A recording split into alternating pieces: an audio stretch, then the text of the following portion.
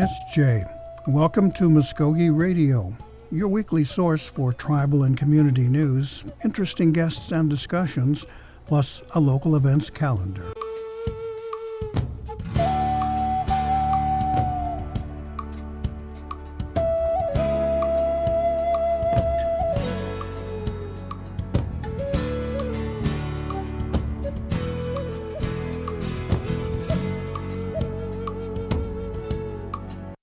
SJ Stongo, Gary Fife, Jaho Jifkidos, Mvskoke Radio, Mabo Hedget Wedgeskip. Welcome to our program here on this beautiful spring day here in Altmogi. We have a couple of things to share for you as we're looking forward to a wonderful week and a couple of really fine things we have in studio for you. First of all, we'll be talking with the staff members from the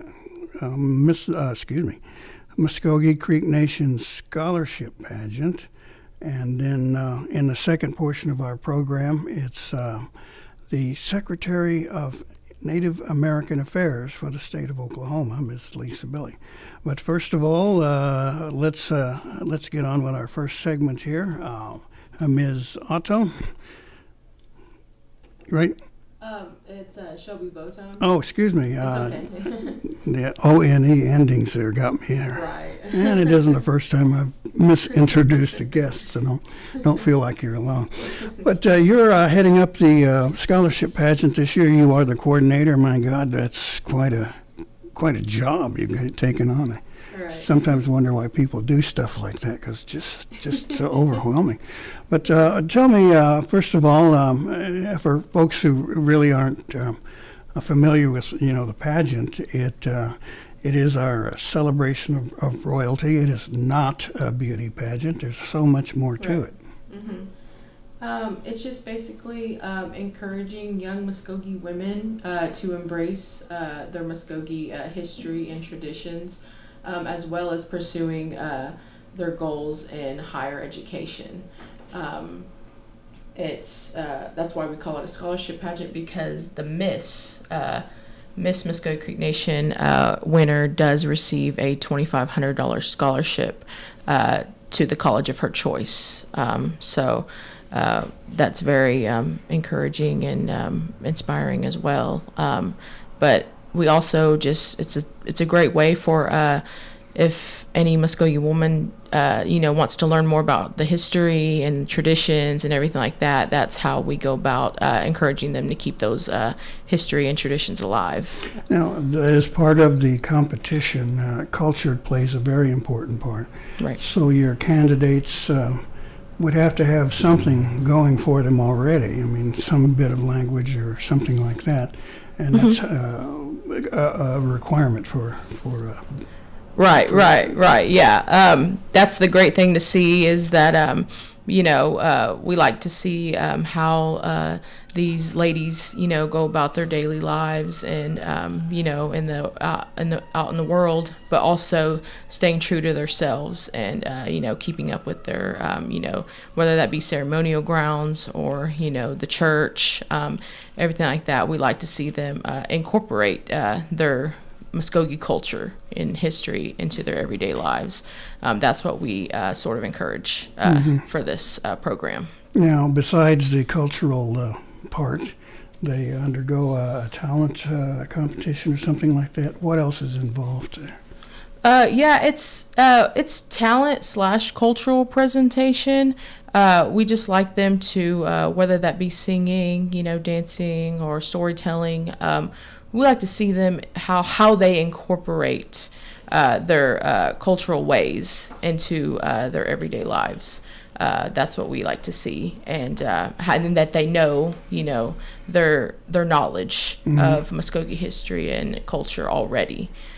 So we like them to display that to us. They can do that in various ways, whether that be, singing a song. It could be just any song, but as if they sing it in their language, in the Mvskoke language, right, that can be deemed, their cultural presentation.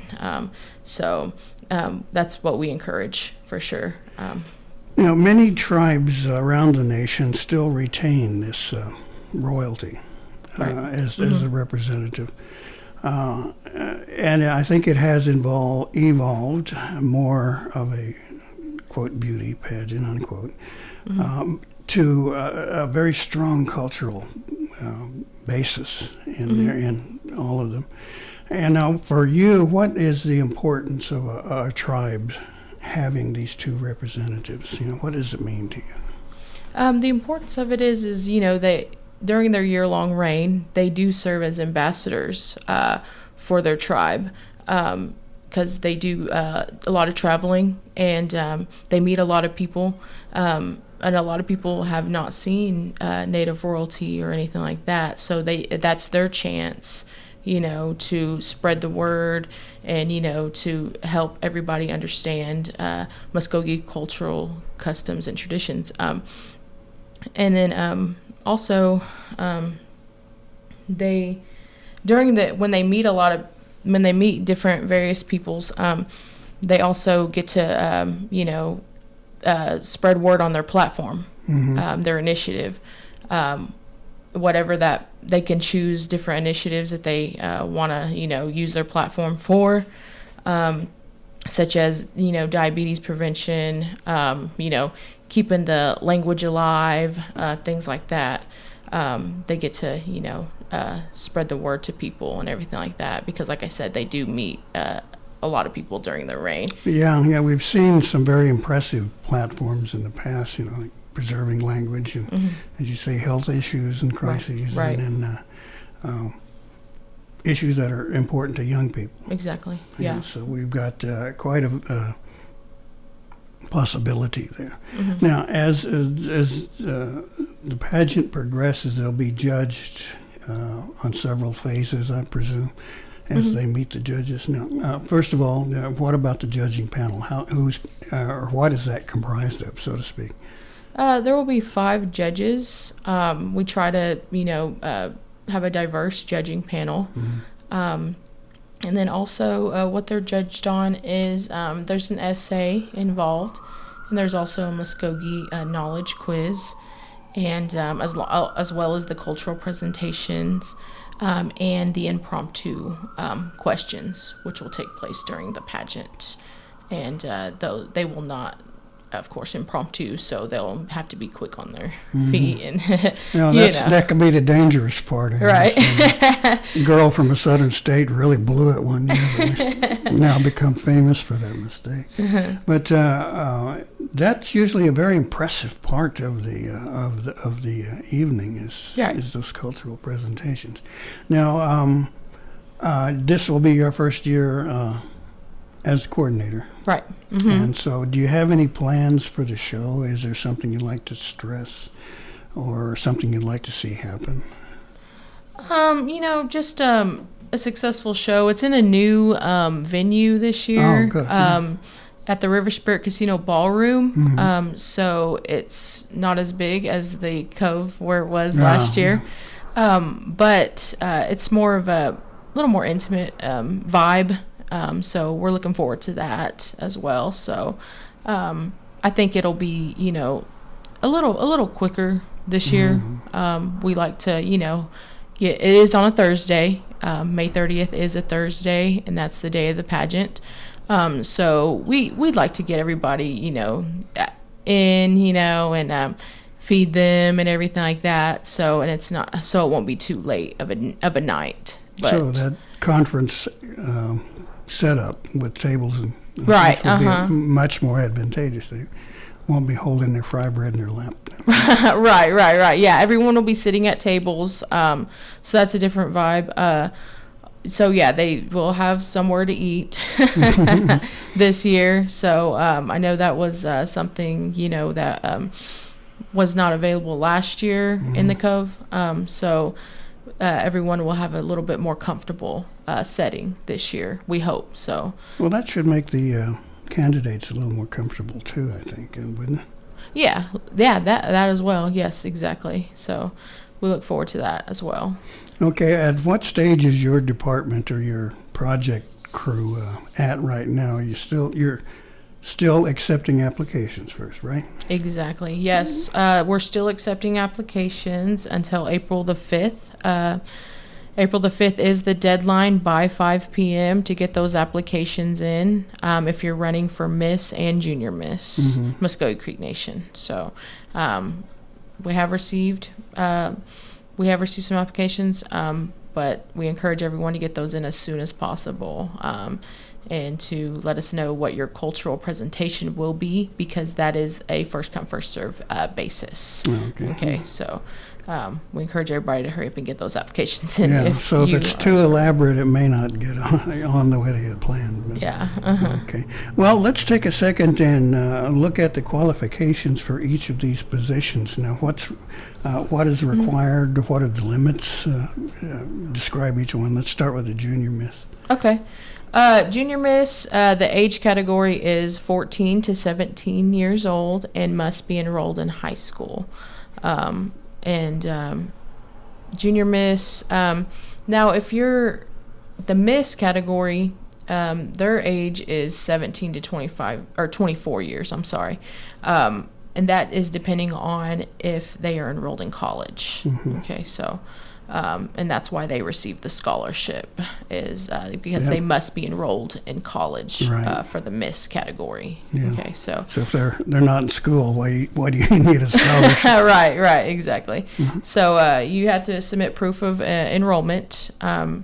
Also, both Miss and Junior Miss must have a 2.5 GPA or higher. Okay, so that is a qualification as well. Also, must not have conceived a child or cohabitating with a significant other. Okay, so that's one of the qualifications as well for both categories. And you must reside in the state of Oklahoma. I know some ladies do attend school outside of the Mvskoke Creek Nation boundaries or live outside of the Mvskoke Creek Nation boundaries. That is fine as long as you're living in the state of Oklahoma. The travel arrangements could be pretty Right. crazy if you're trying to fly someone in from California or something. Right, but that is something to keep in mind for sure, where you live, because like you said, the travel arrangements, they must be able to have adequate transportation to and from the appearances or events which they'll partake in. So that's something to keep in mind as well.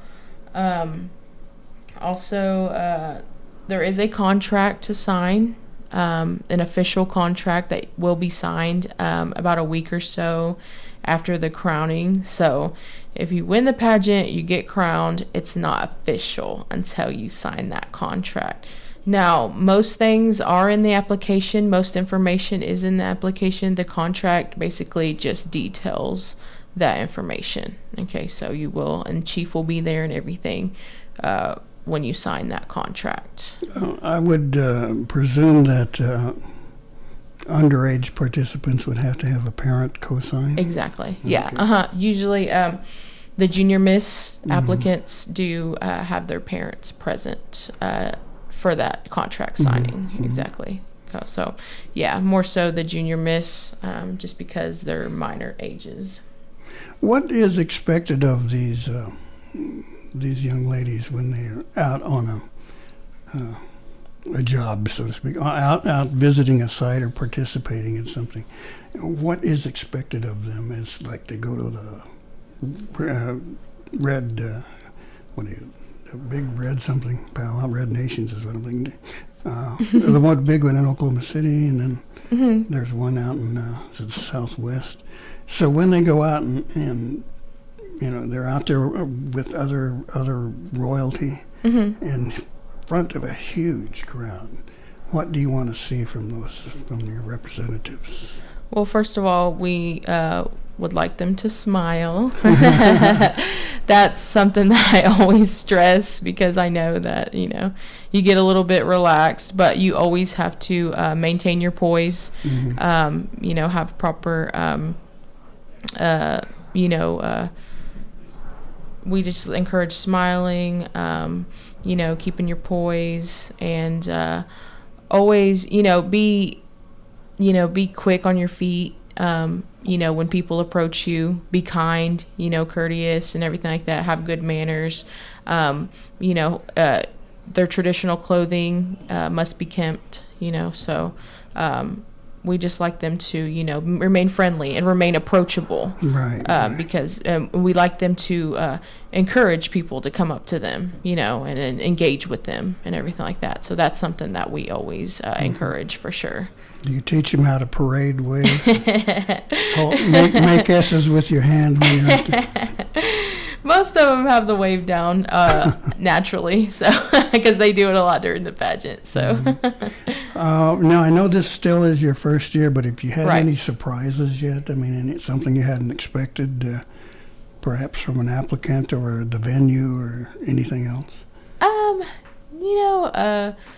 Not really, but it is a bittersweet time just because the current royalty, Miss and Junior Miss, Nina Fox and Louisa Harjo, you do build a bond throughout that year-long reign because they see a lot of me, and and I've been able to watch them grow over that year. So it is bittersweet to see them, go and finish up their reign and everything. But and it's also exciting as well to see all the new girls, the incoming, and wondering who that will be, So, but like I said, bittersweet time for sure, and that's something that we do. We bond during that year, and then it's also sad to see them go as well. But I love it. It's rewarding for sure. Watching them grow. Do you have to comfort the losers? I always encourage everyone to run again, try again. That's all I have to say, and, not everyone won the first time, there's people that ran multiple times and then they finally were rewarded and were crowned, they just came back and never gave up. And that's something that I always encourage for sure. Now, the pageant and all the ceremonies are under the auspices of public relations, is that right? Right. That's who you work for? Yes. Yes. That's public relations is what is over the pageant and royalty. Okay. Well, you go crazy this year, Amanda. Now, as you approach the dates when you're really kicking into action, does that take more of your personal time and commitment? I mean, it seems like there's a lot of stuff that would happen outside a normal work day that you would have to take care of. Do you make any trade-offs there? Right. Yeah. There is a lot of weekends, and after hours. But it comes with the job. But I enjoy it and I don't mind. And I know it might not be for everyone, but I'm just worried about being there for the royalty and making sure they have a successful reign. But it is a lot of flexible hours and that sort of thing. But like I said, it doesn't really bother me much. Do you coach them at all? Teach them anything? I'm thinking of the models in the runway walk, and of course the wave and the smile. Since you haven't got a bunch of candidates yet, I mean, do you have some sort of training routine? Yeah, well, there's a royalty retreat that takes place about a month before the pageant, and that's where we go over a lot of the etiquette that will be required during one's reign as Miss or Junior Miss. So we go over a lot of that, and we go over, the traditional clothing, the language, and of course the etiquette, and stuff like that. So we just basically coach them then at the royalty retreat. That's basically what it is, a full day of, learning how to be a princess. Well, I guess part of that would be, your conduct out in public and your presence. And means boyfriend, stay home. Leave us alone. For the next year, you're out of luck, guys. So, exactly. Have you run into any of that yet? I mean, these are got to be, some of the prettiest girls in the tribe. Right. Of course, they will attract male attention, but. Right, and that's something that I always say that it's a year. You can, But I haven't ran into any problems, So usually someone who does run for Miss or Junior Miss Mvskoke Creek Nation, they're already, have their head on straight, and they know what they need to do, and they have goals and ambitions. So they're pretty much already, well versed in what is required of them, and about not doing unnecessary. Yeah, kids will be kids sometimes. Right, Okay, well, we're going to have to wrap this up now. Let's run over the logistical things that we need to know about the pageant: place, time, day, etc., etc. Okay, yeah. The pageant will be taking place May 30th. That is a Thursday. It will start at 6:30 p.m. and it will take place at the River Spirit Casino ballroom. Okay, so that's upstairs in the ballroom. I think a lot of people are familiar with that, but if not, we will have signs and to direct everyone who hasn't been there yet. But yeah, so that the pageant will take place then, and we will be providing a meal after the pageant. Right. And then it is free and open to the public. I know some people have asked. It's like, how much does it cost? Right, exactly. Okay. Anything else we need to touch on? I think we've got it all. If someone needs an application, how do they get one? Right. You can go to MvskokeRoyalty.com, and that is Mvskoke, Mvskoke, the traditional spelling. And be sure to follow us on Facebook and Instagram at Mvskoke Royalty. Okay, so you can call me as well at the office, public relations, and request an application as well. But we do have a website that you can print that, and if you want to email that application in, you can to my email, which is sbotone@mcn-nsn.gov.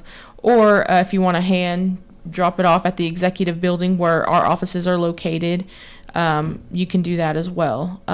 Or mail it in, however you can get it in, as long as we can, read that. So be sure to get those in because the deadline is fast approaching. April 5th is the deadline to get those applications in. Okay. Remember that. Well, Ms. Botone, we appreciate you coming in and filling us in. We'll be keeping our eye on the pageant as it progresses. Anything we can do to help you out, give me a call. All right. Thank you so much. All right. It's our pleasure.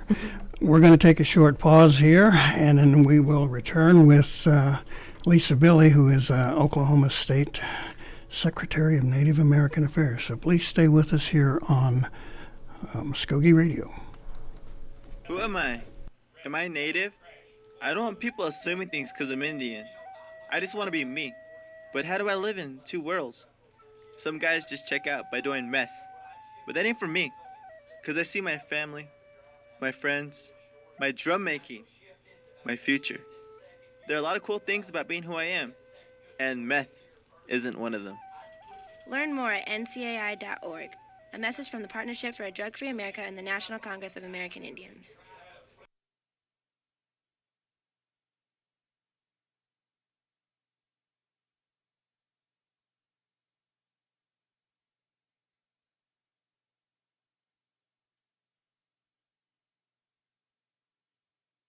Who am I?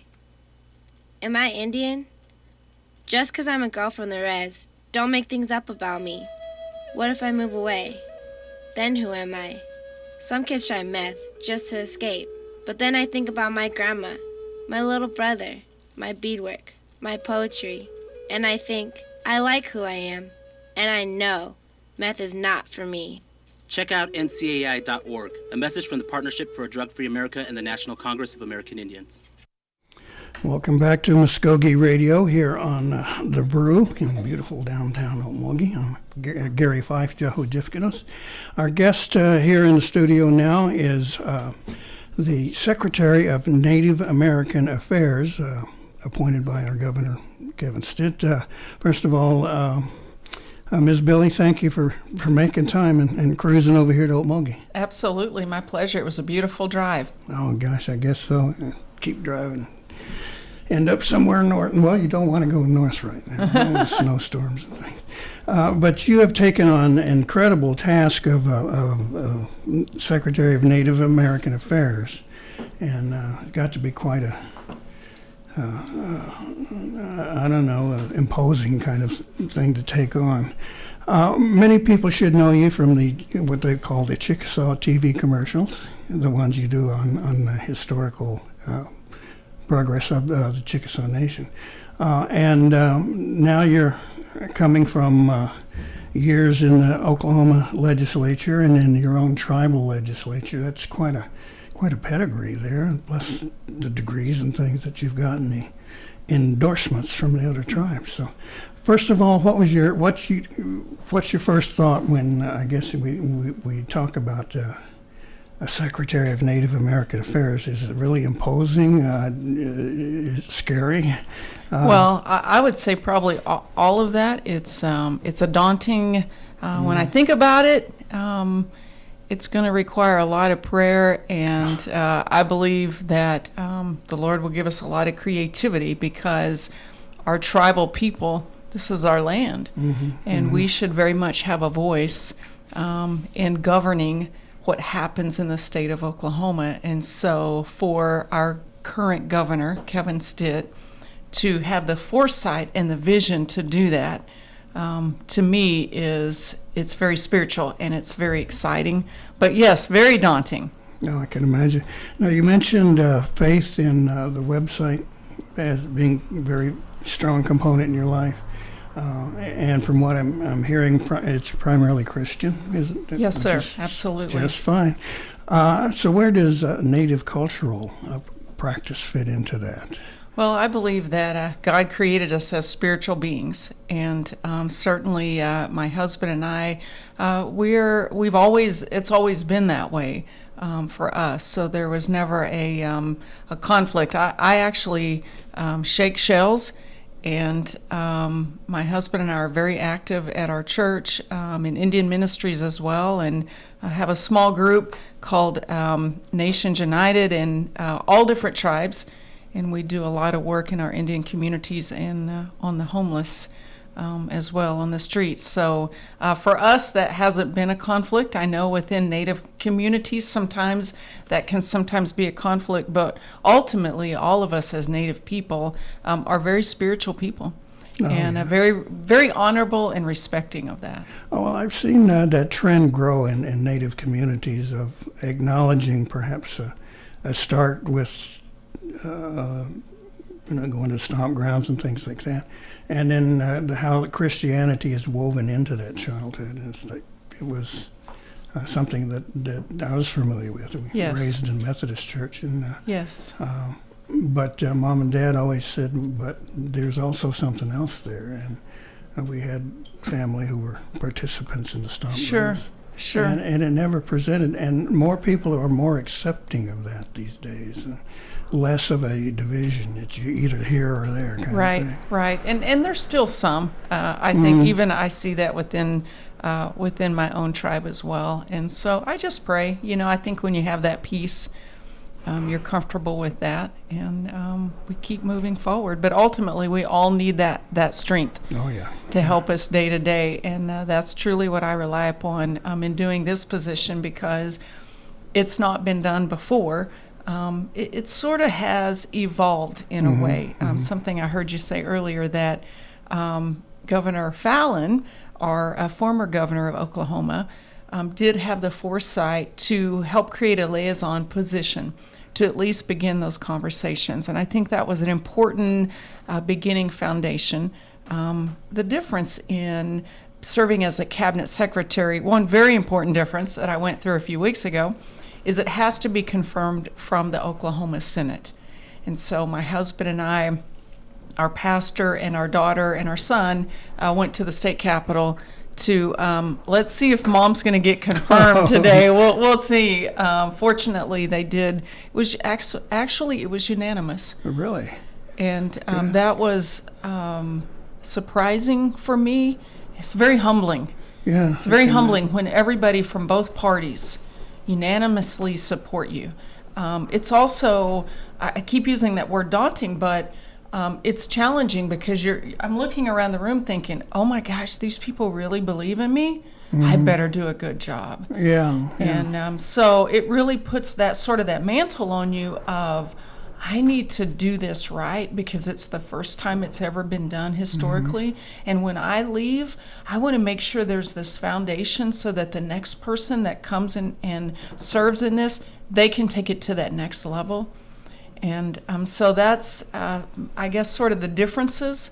But it's still brand new, and so I'm in a way writing that job description every day as I travel, and taking lots of advice from people. What do you want to see happen in Indian country and with our tribes, and how do you want to make that happen? And that's exciting for me. Oklahoma has been known in the past as the home of the red man, and more recently, Native America was on the tags. But it's been my experience there are Oklahomans that don't really share that thought. And some of them can be quite vocal or, let's say, strong in that, in that feeling. So, to me, it was saying, well, we still got an educational process to go. Yes. A lot of folks don't understand that the relationship between Native American people and tribes and the government is a political one, and it's not a racial thing. Obviously the race is there, but they made deals between governments. And how will you then take a task like that and incorporate it into your agenda? Well, something that I always keep in my thoughts is that, because I have had people ask me, what is sovereignty and why do tribes have a special status? And I always remind them, when the founding fathers and mothers of this country, John Adams, Thomas Jefferson, George Washington, those people who did the writing, because we know as Indian people, we were also a part of that process, a very, very important part of that process, but we didn't sit and do the writing. They wrote us into that U.S. Constitution. They saw the importance of making sure the indigenous people had a voice at the table. That's where our sovereignty comes from. And so when we keep that in our forethoughts, then we're able to move forward from there. And so it is a political relationship. It is a government-to-government relationship. So I'm very grateful for that, because if you look at other continents, that was not always the case for the smaller number of people, not smaller in stature or smaller in courage, but smaller in numbers. And so here in America, our forefathers saw the value of that and the importance of that, because our people are warriors. We help fight for this country. In fact, in our military, we continue to be the highest number of people serving in our U.S. military. I have 2 sons that serve currently. One's flies Black Hawks, and one's in the infantry. We as Native people have always been warriors. Even when we couldn't be citizens of this great country that we live in, So it is our obligation to continue that voice and to move that progress forward on behalf of our ancestors who truly fought and died so that you and I could sit here and have the freedoms that we have, and to have the freedoms to speak our language. And a few years ago, I authored legislation and was able to get it supported. I'm so grateful for my Senate counterpart at the time, Senator Gary Stanislawski from Tulsa, because he carried it in the Senate for me. He's non-Indian. But we were able to set tribal language as official world language, so that if in our communities you wanted to learn Mvskoke Creek language or the Choctaw or Chickasaw language or Cherokee language, you could learn that, and that would be for your past objectives for our Oklahoma curriculum. And I remember when that happened and when it passed, for me it was very significant. For probably most legislators, it was, oh, another bill was passed. But for me it was very significant because of my husband's family, because of my own family. That language was taken from them in boarding schools, whether at Wheelock, Wyandotte, at Chilocco. That language had been removed from them. And so for us to come back and to say, we can speak our language, and we can speak our language in public. I get on to my children in our language. That's always been the best for me, and being in Walmart when they're getting out of hand. And so we have the right to set that forward as Native people, as Indian people. And I think it's important that we help to work together, because we're all Oklahomans. We all. I drove down the same highway as everyone else. We work and live together, and I think when we do that in unity, we will see a lot more success for our state.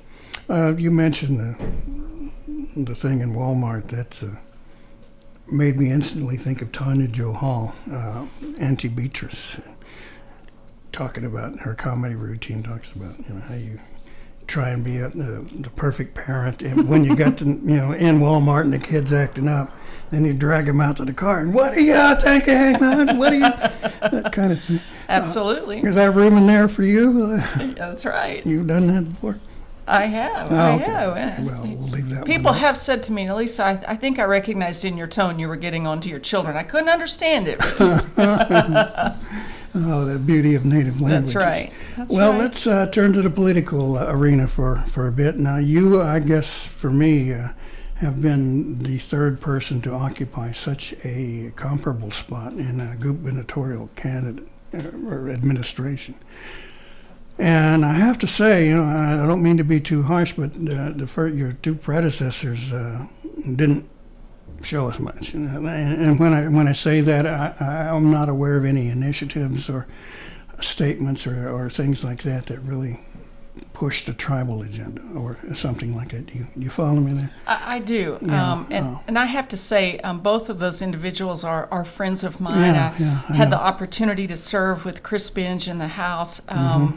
Jackie Secondine Hensley's a friend of mine, the former Kaw Nation chairwoman there for her tribe. And so I think a lot of times it may have more to do with Governor Stitt has basically said, "Go make it happen. Mm-hmm. Go make it happen, Lisa." And so there is a lot of freedom Sure, in that. yeah. And Governor Stitt is such a out of the box thinker. He's a successful businessman. He's also a Cherokee citizen, and so I think all of that comes into play in terms of, let's really make Oklahoma the top 10. That's the mantra. Let's turn this thing around. Let's make Oklahoma the top 10. Well, the tribes that exist in Oklahoma, we're not leaving to other states for better tax incentives. We're not going to California or Montana because they offered us a piece of land to build a building on.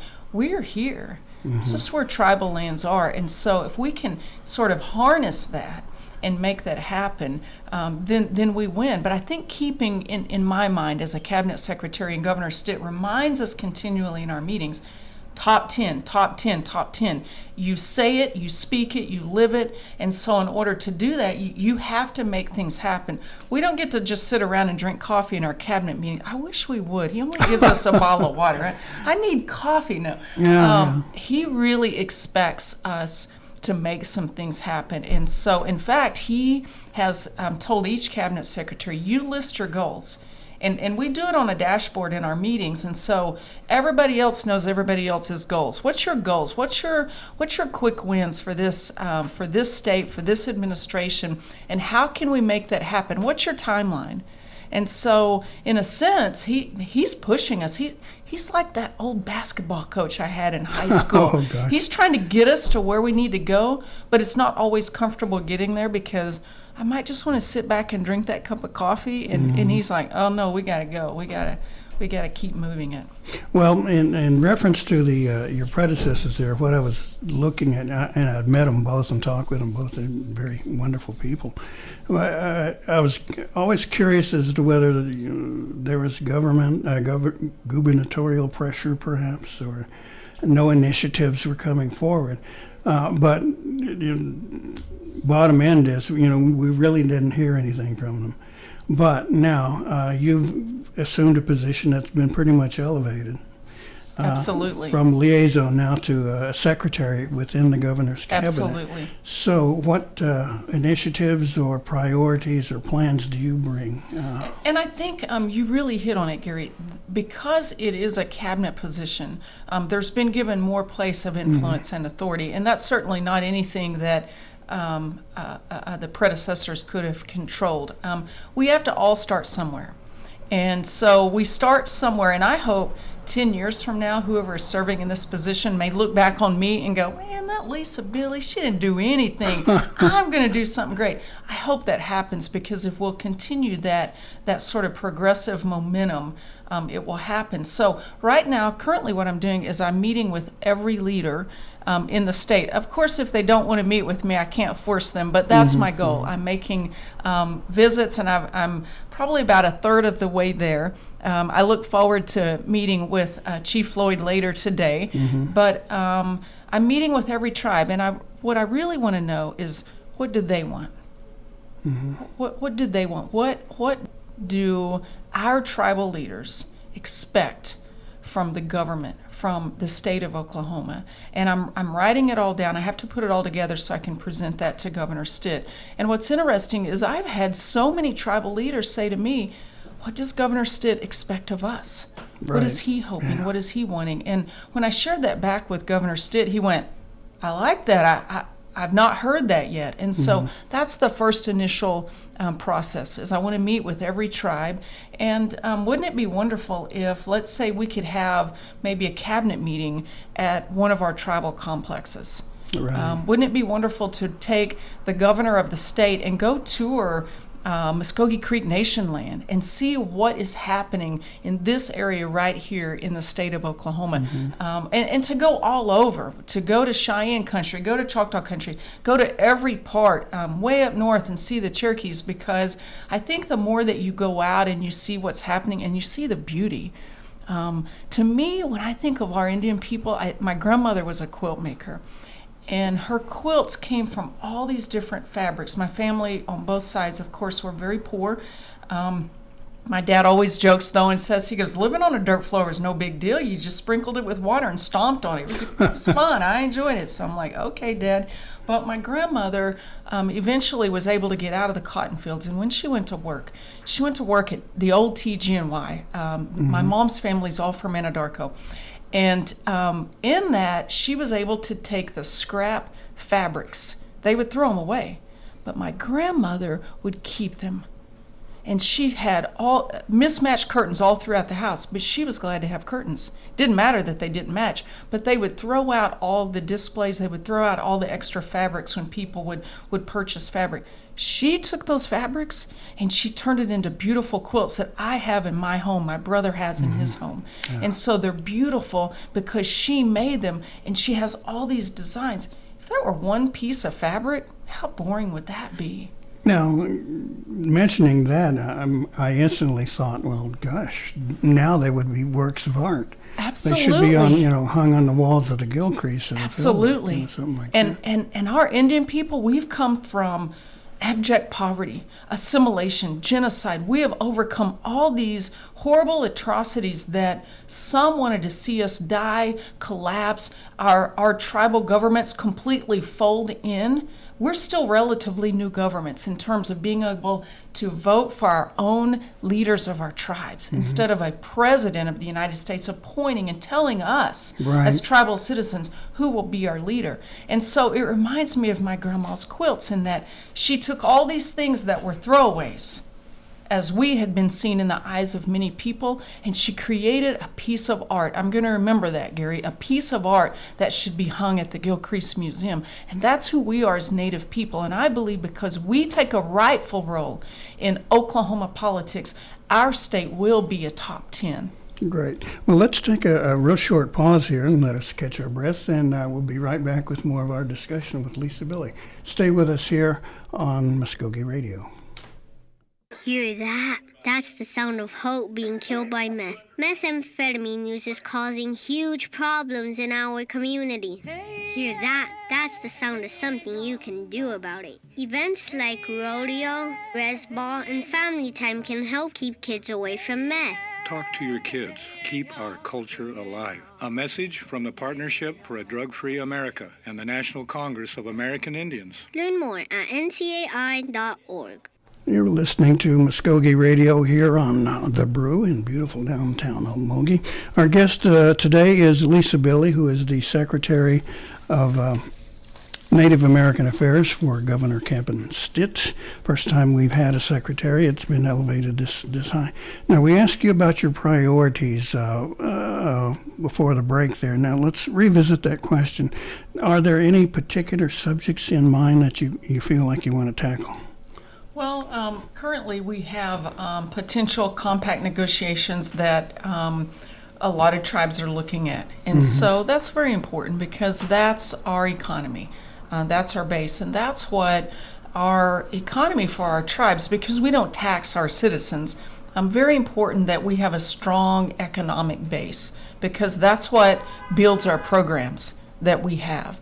And those programs then, because we're tribal governments, we also are able to access federal funds that come into our state to help build our roads and highways that we would not have access to if tribes were not here. And I think a lot of times people don't always understand that.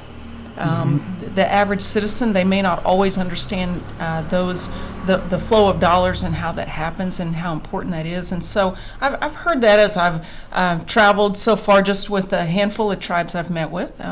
Compact negotiations will probably be a part of that, at least for some of our tribes, as we move forward. Okay, now we have other things, the Murphy Trail comes to mind, where the Supreme Court will be deciding on whether or not our reservation was disestablished or not. And that could turn the tables significantly for jurisdictions and things like that. Has there been any discussion of those possibilities with the governor? Not at this point. I think all of us are just anxiously awaiting for the final results from our Supreme Court. I can tell you, when I served in the House of Representatives, an issue that was brought to my attention actually from my oldest son, who would work early in the mornings before high school in one of our warehouse distribution centers for Chickasaw Nation. And there was a state crime that was committed on tribal land in Purcell. And so my son made a phone call to the local police, who then said, well, if they're doing that, it's still in Copper, that's a state crime. We don't really have jurisdiction, call Lighthorse. Well, Lighthorse was an hour away. And so that was sort of brought to my attention, and then a whole plethora of ideas. Actually, Jackie Hensley helped me as we began to craft legislation on that. Commissioner of Public Safety at the time, Mike Thompson, I worked with him from the Oklahoma Highway Patrol and their team, and lots of county sheriffs all across the state. Of course, our Lighthorse Police Department, Randy Wesley at Chickasaw Nation, we all kind of put our heads together, and it took a while. My Senate counterpart, Senator Susan Paddock from Ada, we worked a couple of years to get some stronger laws passed so that we could have more of a cross-deputization, so that our Lighthorse Tribal Police would have the ability to enforce state crimes on tribal land. Wouldn't that make sense? Oh, yeah. Their jurisdiction is on tribal land, but because of sort of the hodgepodge of things, and because we're coming more into our own authority, I think, as tribal nations, but we were finally able to get that passed, and Governor Fallon signed it and sort of smooth it out. There's still some areas of concern in that, but I think the Murphy case will certainly be an issue we'll all have to take a look at. Right. Now, for those folks not familiar with that case, it was a crime of murder committed on tribal land and then tried in state courts.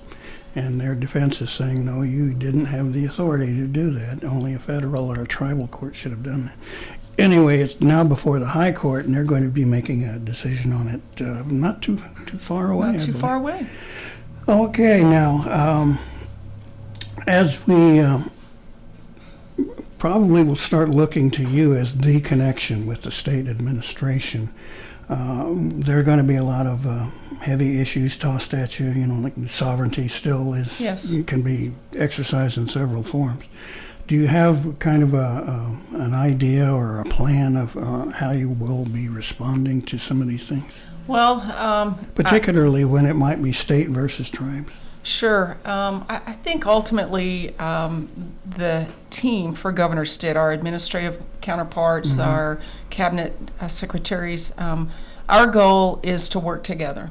And so there will surely be an issue that will be difficult. And those will be issues that we're going to have to tackle because they haven't been tackled before.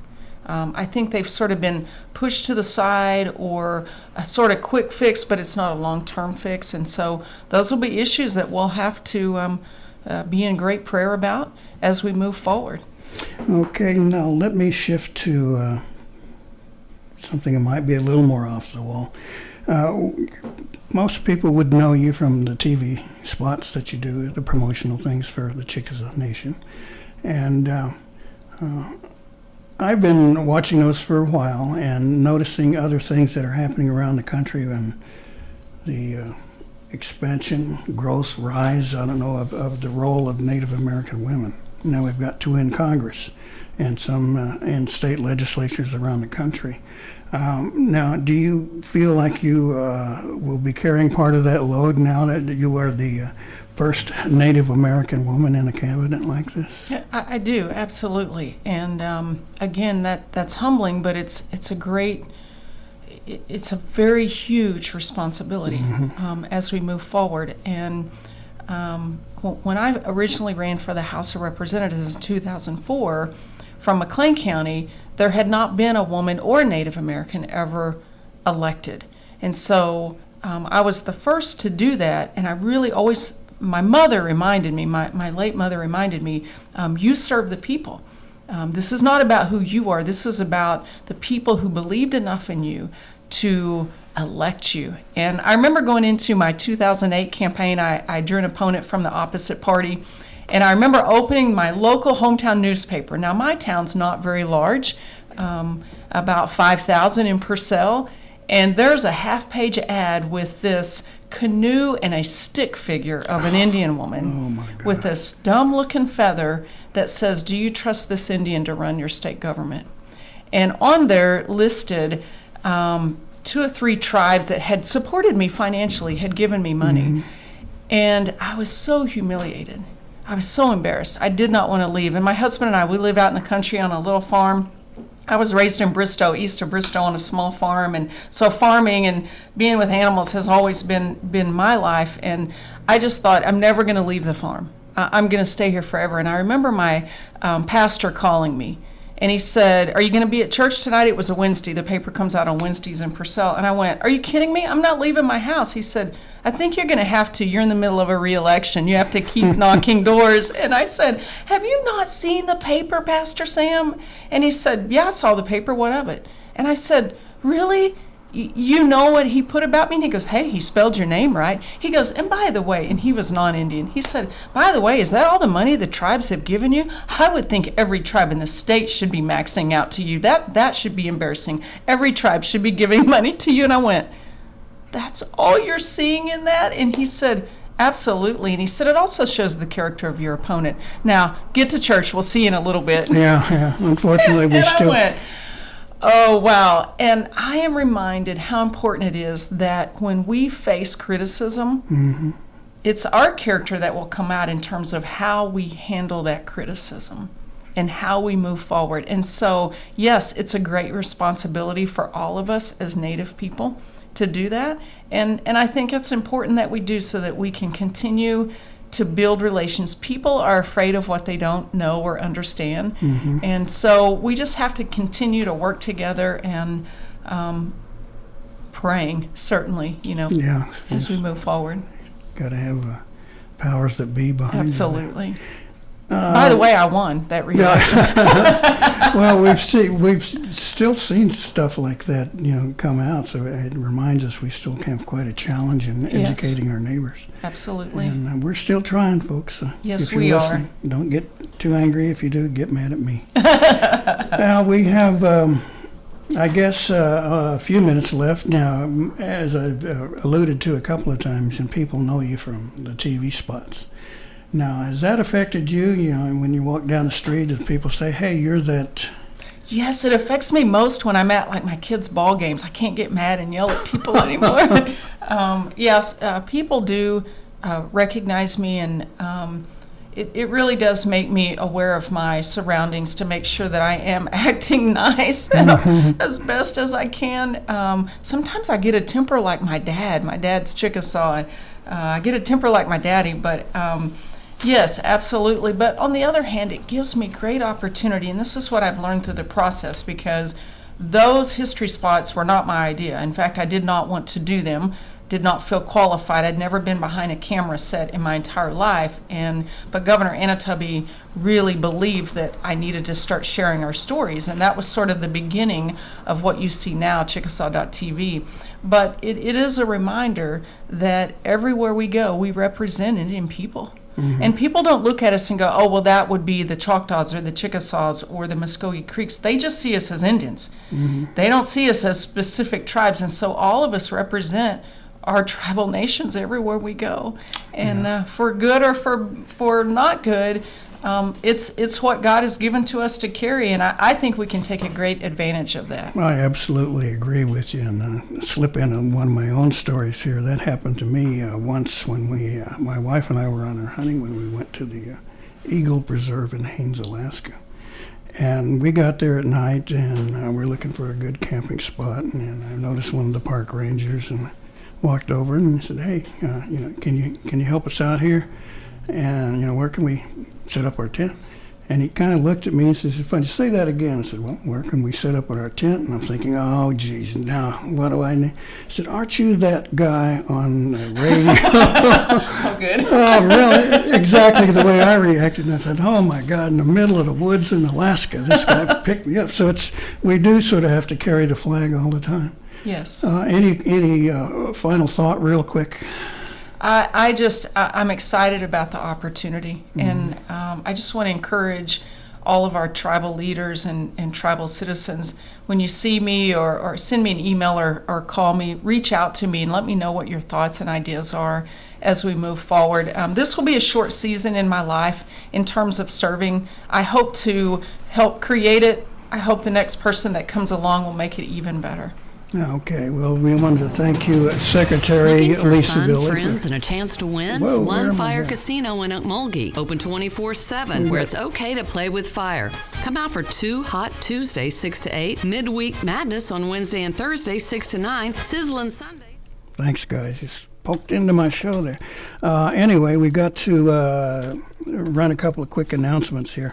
The Tulsa Oilers hockey is back this weekend at the BOK Center for games against the Utah Grizzlies. The action starts on Saturday night at 7:05 on Alzheimer's Awareness Night. The fun continues on Sunday at 4:05 on Family Fun Day. Stick around after the Sunday game for a special post-game skate with the players. Buy tickets today by phone or text at 918-632-7825 or TulsaOilers.com. And get ready for an action-packed weekend with the Tulsa Oilers at the BOK Center. Okay, Pain Management Opioid Conference is actually going on right now at the River Spirit Casino Resort. I almost couldn't say that. And want to educate our citizens about the opioid epidemic. So if you have any questions, you might want to slip over to River Spirit. It's also National Nutrition Month, Friday the 29th at the Medical Center here in Okmulgee.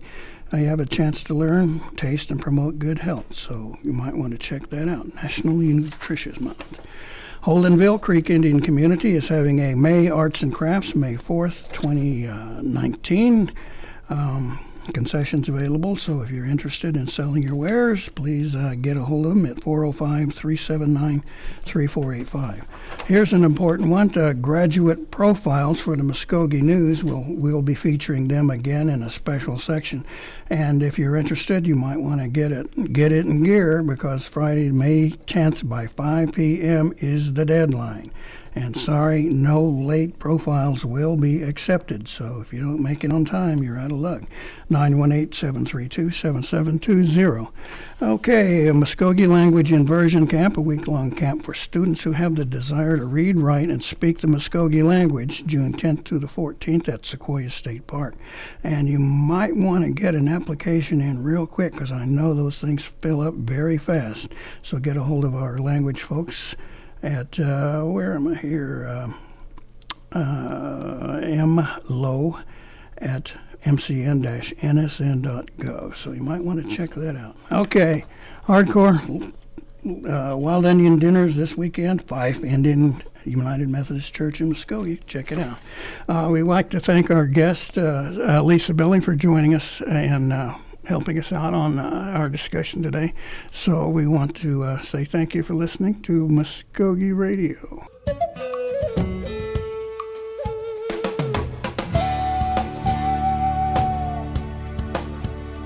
You've been listening to Mvskoke Radio. Join us again next week for more local, tribal, and community news and updates. Madam.